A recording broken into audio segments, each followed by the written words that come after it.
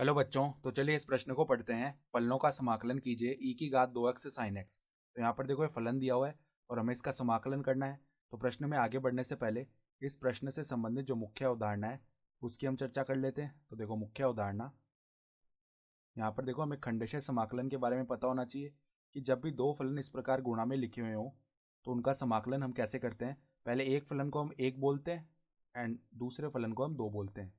तो इसका निर्धारण हम कैसे करते हैं कि कौन से फलन को पहला बोलना है एंड कौन से को दूसरा।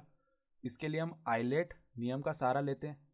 तो आइलेट नियम में जो अक्षर पहले आ रहा है वो अक्षर जिस फलन को सूचित करता है उस फलन को हम क्या कर रहे हैं, पहले ले रहे हैं। जैसे कि आई का मतलब क्या है, जितने भी हमारे पास में वो जितने भी प्रतिलोमी फलन हो गए, ठीक है। एल का मतलब क्या हो गया, जितने भी लघुगणकीय फलन है। ए का मतलब है जितने भी बीजगणितीय फलन है। टी का मतलब है त्रिकोणमितीय फलन और ई का मतलब है चरघातांकीय फलन, ठीक है। तो अगर हम एक और दो बोल रहे हैं तो कैसे करते हैं, देखो समाकलन यू एक्स, फिर जो वी एक्स है उसका हम समाकलन कर देते हैं, माइनस में समाकलन कर देते हैं। यहाँ पर अवकलन करेंगे पहले यू एक्स का, फिर वी एक्स का हम समाकलन कर देंगे और इस पूरे पद का समाकलन होगा, ठीक है। तो इस प्रकार होता है खंडेशः समाकलन। तो देखो हमारे पास में जो फलन दिया हुआ है उसका अगर हम समाकल लिखें तो क्या हो जाएगा, आई बराबर में समाकलन ई की घात 2x साइन एक्स, ठीक है, और dx। तो e की घात 2x जो है वो तो चरघातांकीय फलन है और हम जानते हैं कि e तो यहाँ पर आइलेट में आखिर में आ रहा है और जो साइन x है वो त्रिकोणमितीय फलन है। तो e से पहले आता है t, अर्थात t को हमें पहला क्रम देना है। तो साइन x पहला फलन हो जाएगा और e की घात 2x दूसरा फलन हो गया। तो यहाँ पर अब खंडेशः समाकलन लगा देते हैं। तो साइन x बाहर रह जाएगा, फिर e की घात 2x का हम समाकलन करेंगे तो e की घात 2x बट्टा में 2 आएगा, ठीक है। फिर माइनस में समाकलन, अब साइन एक्स का अवकलन क्या हो जाएगा, कॉस एक्स। फिर ई की घात 2x का समाकलन ई की घात 2x बट्टा में 2 आएगा। तो 1/2 को हम बाहर ले लेते हैं समाकलन के, क्योंकि अचर है, dx। फिर देखो यहाँ पर जो अचर है समाकलन का वो क्या आ जाएगा हमारे पास में, c1, ठीक है। तो अब देखो ये नया समाकलन बन गया cos x गुणा ई की घात 2x dx। तो इसको हम i1 बोल देते हैं। तो i बराबर में क्या बन गया, साइन एक्स ई की घात 2x बट्टा में 2 माइनस 1/2 i1 प्लस में c1। तो अब देखो i1 का मान हम ज्ञात कर लेते हैं अलग से। i1 क्या है, i1 हमारे पास में cos x गुणा e की घात 2x dx।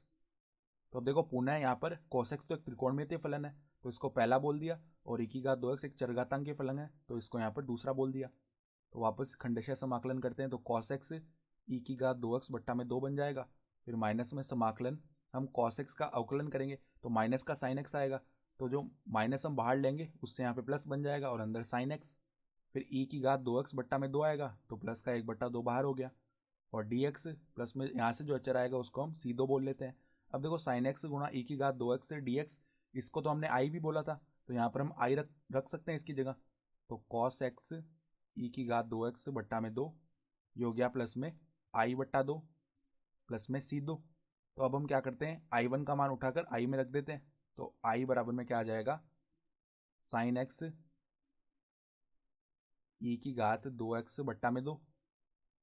फिर देखो माइनस 1/2 i1, तो माइनस 1/2 यानी कि इसके i1 के प्रत्येक पद को 1/2 से माइनस 1/2 से गुणा कर रहे हैं। तो क्या बनेगा, cos x ई की घात 2x बट्टा में 4 बन जाएगा। फिर माइनस में i बट्टा में यहाँ पे 4 बन जाएगा, ठीक है। फिर माइनस में c2 बट्टा में 2 बनेगा और यहाँ पर प्लस में आखिर में क्या है, c1। तो देखो c1 माइनस c2/2 इसको मिलाकर हम नया चर c बोल देंगे, ठीक है। तो यहाँ से देखो अब क्या होगा, इस माइनस i/4 को उस तरफ भेजेंगे तो i प्लस में i/4 आ जाएगा बराबर में। यहाँ से e की घात 2x को हमने उपनिष्ठ निकाला तो साइन x/2 माइनस में cos x/4 बन गया और यहाँ पर नया चर c आ गया। तो अब देखो ये i प्लस में i/4 क्या हो जाएगा, 5i/4 बराबर में e की घात 2x और यहाँ पर हमने लैसे ले लिया तो 4 आ जाएगा, ठीक है। तो क्या बनेगा, 2 sine x minus cos x. तो 2 साइन एक्स माइनस में कॉस एक्स प्लस में अचर है सी, तो यहाँ पे 4 से 4 भाग हो जाएगा। तो आई का मान क्या बनेगा, ई की घात 2x/5 गुणा में 2 sine x minus cos x, और जो c/5 है उसको हम नया अचर k बोल देते हैं। तो ये आ गया हमारे पास में समाकलन का मान, और यही हमारा उत्तर भी हो जाएगा। तो आशा करता हूँ कि आपको यह प्रश्न समझ में आया होगा। धन्यवाद।